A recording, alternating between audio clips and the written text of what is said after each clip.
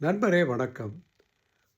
கல்லூரி படிக்கிற காலத்தில படிக்கிறதுக்கு அவ்வளோ இருக்கும். பரீட்சை நெருங்கிரும். எக்ஸாம் ஃபியர் வந்துரும். டென்ஷன்ல திரிஞ்சுக்கிட்டு இருப்போம். அப்ப நாள் ராத்திரி நெறைய படிக்கணும்னு பிளான் பண்ணி படிக்கிறப்ப தூக்கம் வரும். அப்ப ஃப்ரெண்டு கிட்ட சொல்லி, "டேய் 10 நிமிஷம் படுக்கிறேன். கொஞ்ச நேரம் கழிச்சு எழுப்பிடு. நான் மறுபடியும் படிக்கிறேன்னு" சொல்லிட்டு படுத்துருவேன். பார்த்தா அவன் எழுப்பியிருப்பான். என்னால எந்திரிக்க முடியாது. நல்லா தூங்கியிருப்பேன்.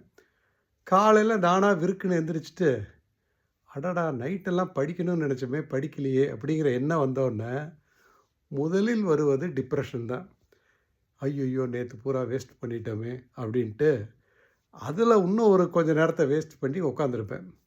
இப்ப நெனச்சா சிரிப்பா இருக்குது. ஒழுங்கா இருக்கிற டயத்துல உட்காந்து படிக்க ஆரம்பிக்கிறது தானே புத்திசாலிக்கு அழகு.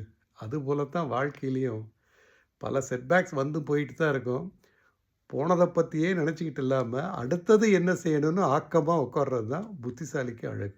நன்றி.